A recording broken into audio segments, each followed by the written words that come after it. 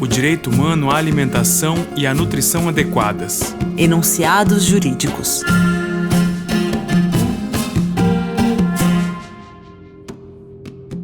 Seja bem-vinda e seja bem-vindo ao 5º episódio do podcast O Direito Humano à Alimentação e à Nutrição Adequadas, Enunciados Jurídicos. Neste episódio, o Dana e as comunidades quilombolas.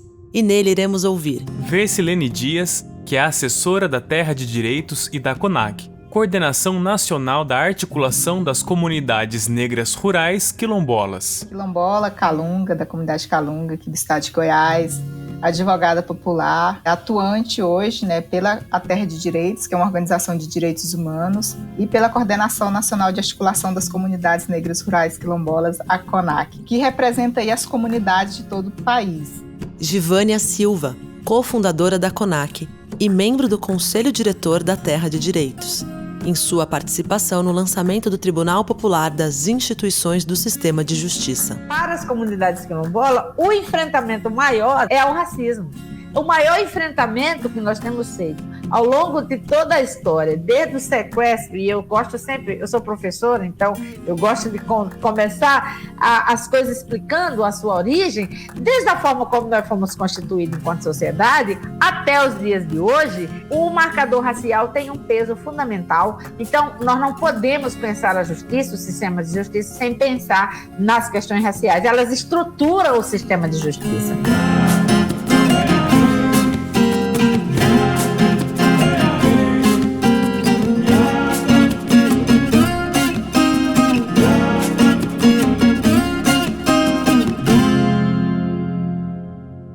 Vercilene, conta um pouco mais sobre o que é uma comunidade quilombola. As comunidades quilombolas são espaços, espaços de resistência e de luta, de ancestralidade, de identidade. São negros, descenderam de pessoas que foram escravizados, formaram espaços de resistência para desenvolver sua cultura, sua identidade, e ali se territorializaram.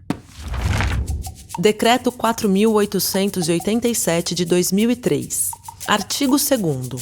Consideram-se remanescentes das comunidades quilombolas, para os fins deste decreto, os grupos étnico-raciais, segundo critérios de autoatribuição, com trajetória histórica própria, dotados de relações territoriais específicas, com presunção de ancestralidade negra relacionada com a resistência à opressão histórica sofrida. E ao longo deste episódio ouviremos 3 enunciados jurídicos que dialogam com as questões quilombolas. Enunciado jurídico. É dever dos estados, municípios e da União garantir a todo cidadão quilombola uma educação de qualidade, fundamentada nos princípios de respeito às formas culturais baseadas nas memórias coletivas, garantindo aos estudantes o direito de apropriar-se dos conhecimentos tradicionais e de suas formas de produção, de modo a contribuir para o seu reconhecimento, valorização e para a continuidade quilombola, conforme estabelecido na Lei 9.394, de 1996. Existe uma política nacional de educação que foi discutida amplamente pela CONAC na construção do programa Brasil Quilombola, que se discute uma educação quilombola. E essa pauta é tocada pela CONAC, pelo coletivo de educação, onde a gente se discute uma educação inclusiva, respeitando as especificidades das comunidades quilombolas, dos estudantes quilombolas, a maioria em contextos rurais. Conselho Nacional de Educação, Resolução número 8, de 20 de novembro de 2012, artigo 1º. Ficam estabelecidos diretrizes curriculares nacionais para a educação escolar quilombola na educação básica, na forma desta resolução. As recomendações que a gente gostaria de fazer é que seja construída essa política nacional de educação quilombola, respeitando os critérios, respeitando a identidade, respeitando a culturalidade, e com professores quilombolas, coordenadores, gestores quilombolas, que entendem realmente da identidade, desse processo de resistência das comunidades, do povo quilombola, e que também proporcionem um desenvolvimento e um conhecimento sem desligamento da nossa cultura, da culturalidade, dos conhecimentos tradicionais, conhecimentos passados, né, de geração para geração. Constituição Federal, artigo 215. O Estado garantirá a todos o pleno exercício dos direitos culturais e acesso às fontes da cultura nacional e apoiará e incentivará a valorização e a difusão das manifestações culturais. Parágrafo 1º. O Estado protegerá as manifestações das culturas populares, indígenas e afro-brasileiras e das de outros grupos participantes do processo civilizatório nacional.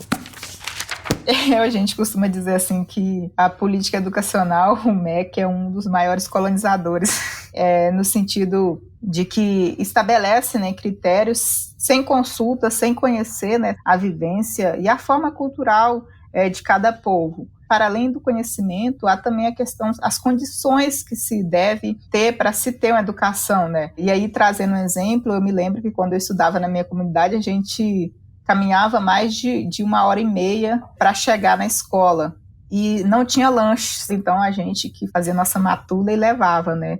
E acho que uma das possibilidades que a gente discute também na educação escolar quilombola é nesse sentido. Que tenha transporte, né, que tenha aí lanche para as crianças devido ao distanciamento das escolas. Essas condições que a gente se discute também dentro dos territórios e dentro da educação quilombola, né, a questão da alimentação, e que essa alimentação respeita ali, né, a culturalidade, ou seja, a cultura alimentar também da comunidade, dos alunos, dos estudantes quilombolas, né, que não introduz alimentos que não seja da culturalidade e que não gere assim, uma boa recepção entre os estudantes, porque isso acaba que é a mesma coisa de não ter lanche na escola, né? Enunciado jurídico. A exemplo dos conflitos de competência para julgamento das demandas quilombolas, as interpretações produzidas pelo sistema de justiça sobre a dimensão coletiva, o pertencimento, o direito ao território coletivo, ancestral, uno e indivisível, fonte da subsistência e alimentação dos povos quilombolas, violam garantias processuais, impossibilitando-lhes de acessar o sistema de justiça enquanto coletividade. E a gente, enquanto quilombola, entende a terra enquanto uma territorialidade, né? A terra, ela não é somente uma mercadoria comercializável, ela é a vida, né? É o que sustenta a comunidade. Para a gente, a terra, ela não pode ser dada enquanto mercadoria, porque para a nossa vida, ela é muito mais que isso, né? É a identidade, né? A ligação que a gente tem com o território, justamente pela nossa vivência e a nossa culturalidade, o modo de viver, de tomar banho no rio, de pescar no rio, de pegar a lenha, de visitar o parente, de visitar o vizinho. Então, é uma construção de uma identidade, de uma culturalidade coletiva. Ela é muito mais do que uma mercadoria. O que é diferente para o entendimento, né, de muito civilista, né, o entendimento do capitalista mesmo, de que a terra é apenas terra mercadoria, terra para se vender, para se acumular dinheiro, né? E há uma dificuldade muito grande no sistema de justiça de entender essas culturalidades, entender essa territorialidade, né? Eu me lembro que quando eu ingressei na universidade, na faculdade de Direito, a minha discussão com o professor era que eu não entendia a terra enquanto uma terra individual. Para mim, a terra ela era coletiva, era direito de todos, né? E aí isso levava horas de discussões realmente. E no sistema de justiça, isso vem dificultando o processo de defesa das comunidades quilombolas, né, dos seus territórios, enquanto um território coletivo, né?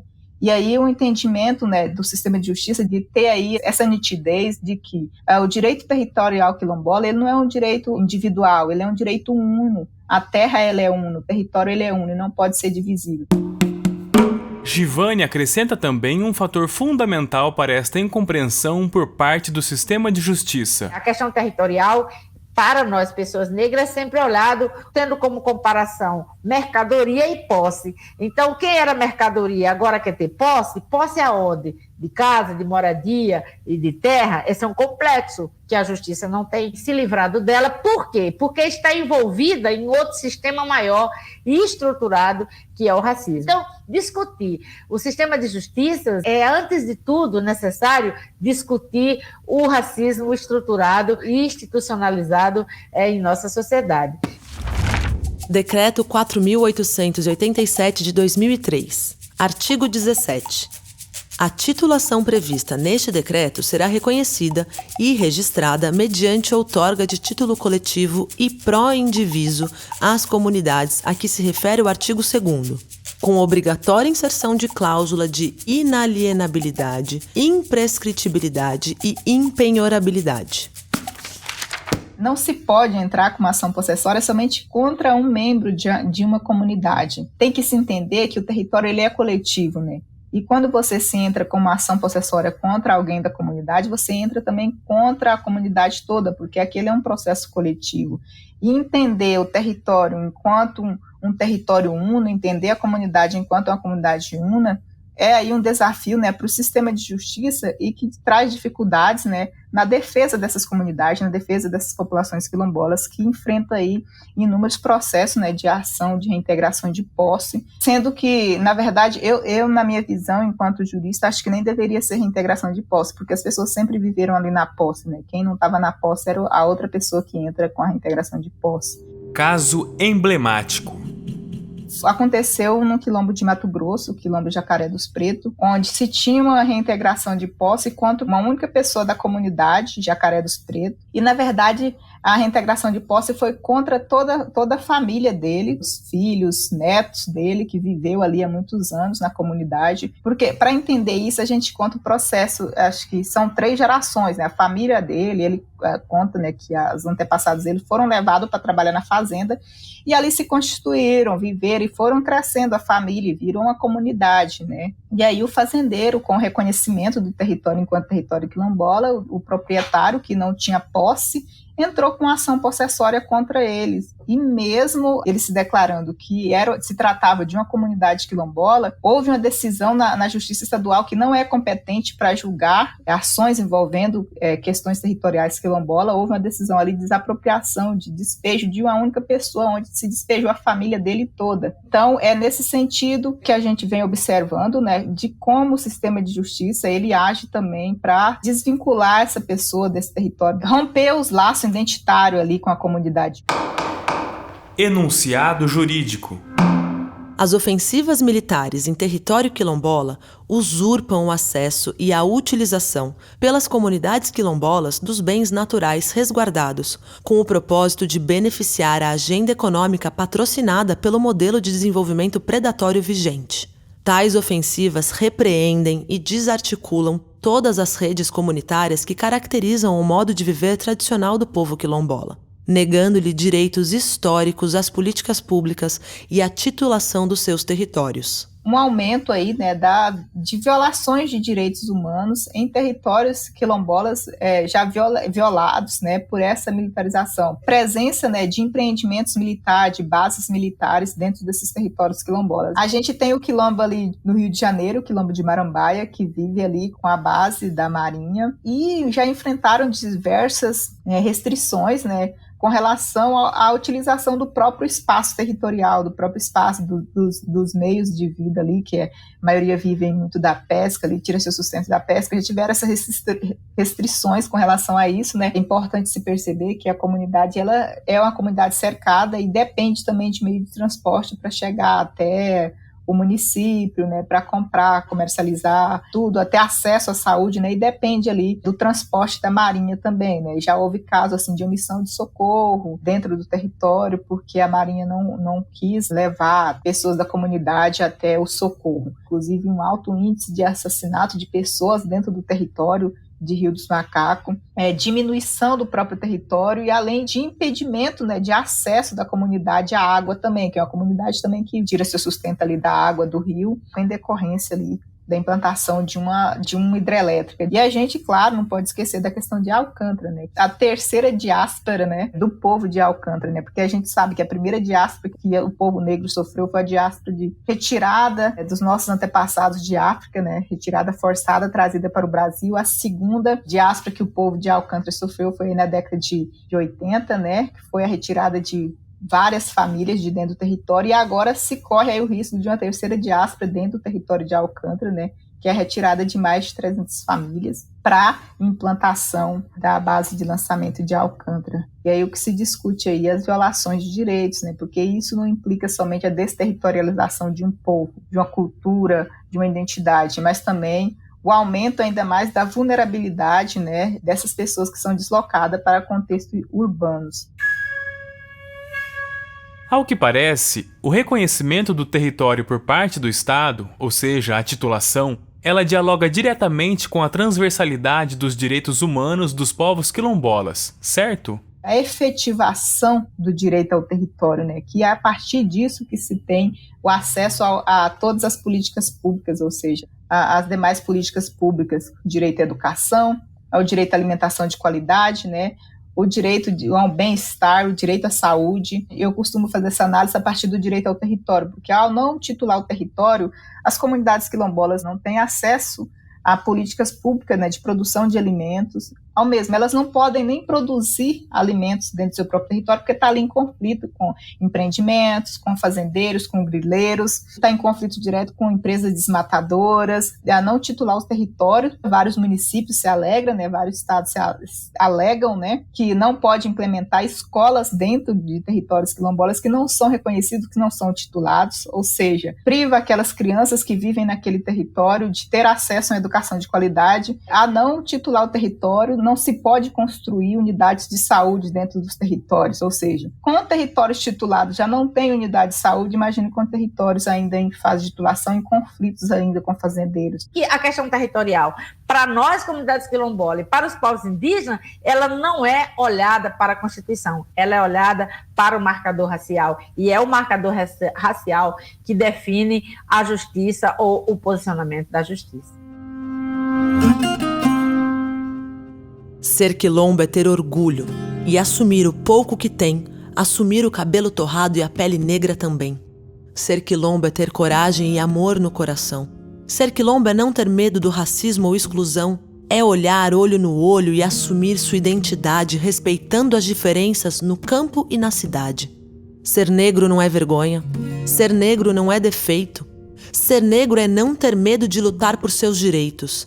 Isso não se resume no simples ato de falar. Às vezes é necessário até mesmo se calar. Não adianta a pele clara ou vermelho coração, descendente de africano não se pode negar não. Orgulho de ser Brasil, orgulho de ser Pará, orgulho de ser quilombo, jacaré, quará, acará. Isso sim é ser quilombo com orgulho e emoção, não importa a sua idade, ser negro de coração. Ser quilombo, Gisele do Rosário. Este foi o 5º episódio do podcast O Direito Humano à Alimentação e à Nutrição Adequadas, Enunciados Jurídicos, uma realização da FIAM Brasil com a parceria do Direito Achado na Rua e produção da Caburé Filmes e Estúdio Pongá. Coordenação geral, Valéria Buriti e Antônio Escrivão Filho. Roteiro, direção e montagem de Marco Escrivão. Locução, João Vitor Coura e Priscila Schmidt. Desenho de som e mixagem por João Victor Coura. Gravações, Alexandre Scarpelli e João Vitor Coura. Neste episódio ouvimos Versilene Dias e Givânia Silva. No próximo episódio, o Dana e os Camponeses. Até lá!